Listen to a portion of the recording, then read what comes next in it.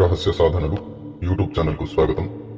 ఒక సాధకుడు మమ్మల్ని సంప్రదించి మహాకాళి మంత్రవిద్య ద్వారా ఏదైనా ఒక వశీకరణ ప్రయోగం తెలియజేయండి అని అడగడం జరిగింది.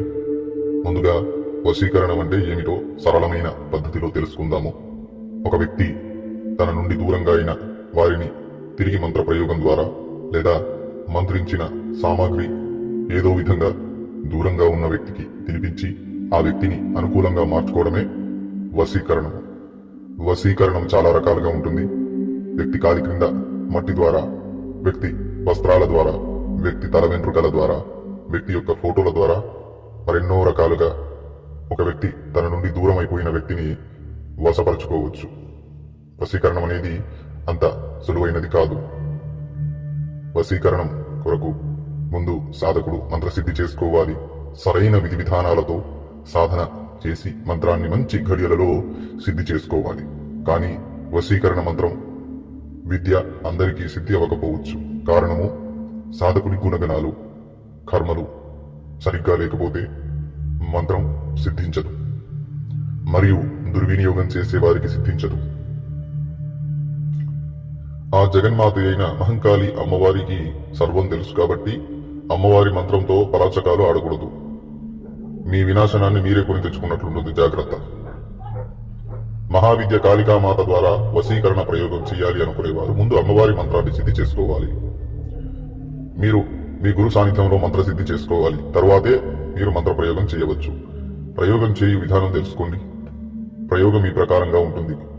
ముందు సాధకుడు అమావాస్య రోజున లేదా శనివారం రోజున సూర్యాస్తమయ సమయంలో కాళీమాత అమ్మవారి గుడికి వెళ్లి ముడుపు సామాగ్రి సమర్పించాలి. ముడుపు సామాగ్రి ఈ ప్రకారంగా ఉంటుంది.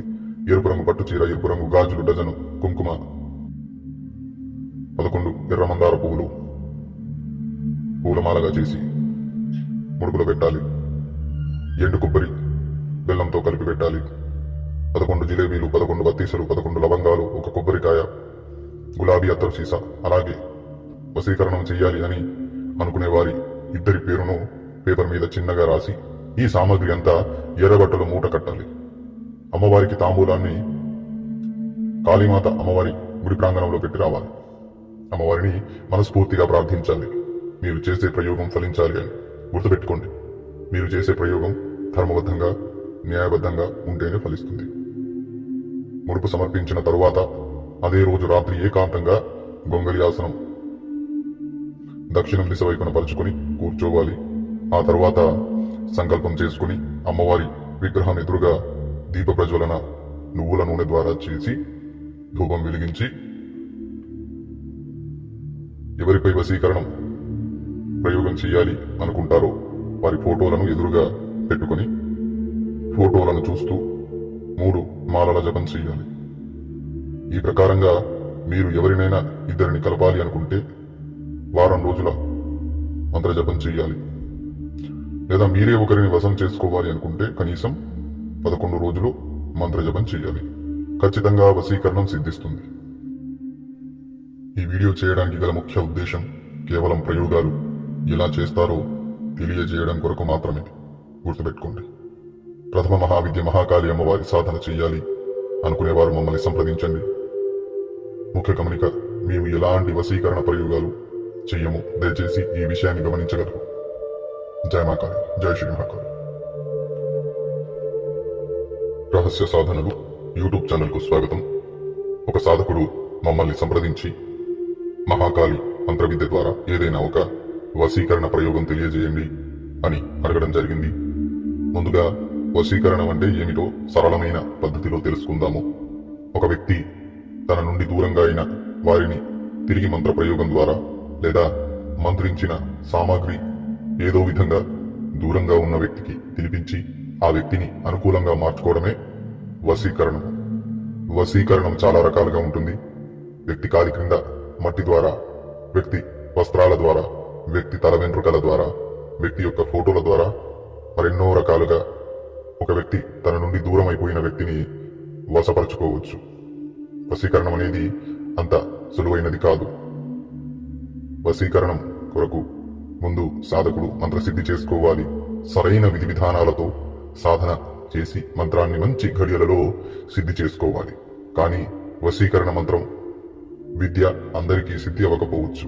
కారణము సాధకుని గుణగణాలు, కర్మలు సరిగ్గా లేకపోతే మంత్రం సిద్ధించదు, మరియు దుర్వినియోగం చేసే వారికి సిద్ధించదు. ఆ జగన్మాత అయిన మహంకాళి అమ్మవారికి సర్వం తెలుసు కాబట్టి అమ్మవారి మంత్రంతో పరాచకాలు ఆడకూడదు. మీ వినాశనాన్ని మీరే కొని తెచ్చుకున్నట్లుంటుంది, జాగ్రత్త. మహావిద్య కాళికామాత ద్వారా వశీకరణ ప్రయోగం చేయాలి అనుకునేవారు ముందు అమ్మవారి మంత్రాన్ని సిద్ధి చేసుకోవాలి. మీరు మీ గురు సాన్నిధ్యంలో మంత్రసిద్ధి చేసుకోవాలి. తరువాతే మీరు మంత్ర ప్రయోగం చేయవచ్చు. ప్రయోగం చేయు విధానం తెలుసుకోండి. ప్రయోగం ఈ ప్రకారంగా ఉంటుంది. ముందు సాధకుడు అమావాస్య రోజున లేదా శనివారం రోజున సూర్యాస్తమయ సమయంలో కాళీమాత అమ్మవారి గుడికి వెళ్లి ముడుపు సామాగ్రి సమర్పించాలి. ముడుపు సామాగ్రి ఈ ప్రకారంగా ఉంటుంది: ఎరుపు రంగు పట్టు చీర, ఎరుపు రంగు గాజులు డజను, కుంకుమ 11 ఎర్ర మందార పువ్వులు పూలమాలగా చేసి ముడుపులో పెట్టాలి. ఎండు కొబ్బరి బెల్లంతో కలిపి పెట్టాలి.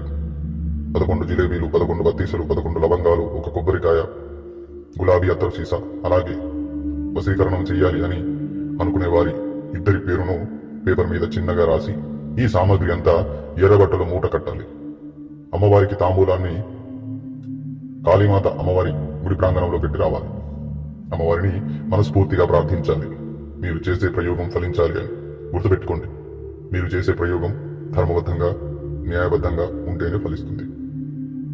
ముడుపు సమర్పించిన తరువాత అదే రోజు రాత్రి ఏకాంతంగా గొంగలి ఆసనం దక్షిణం దిశ వైపున పరుచుకుని కూర్చోవాలి. ఆ తరువాత సంకల్పం చేసుకుని అమ్మవారి విగ్రహం ఎదురుగా దీప ప్రజ్వలన నువ్వుల నూనె ద్వారా చేసి ధూపం వెలిగించి ఎవరిపై వశీకరణం ప్రయోగం చేయాలి అనుకుంటారో వారి ఫోటోలను ఎదురుగా పెట్టుకుని ఫోటోలను చూస్తూ 3 మాలల జపం చేయాలి.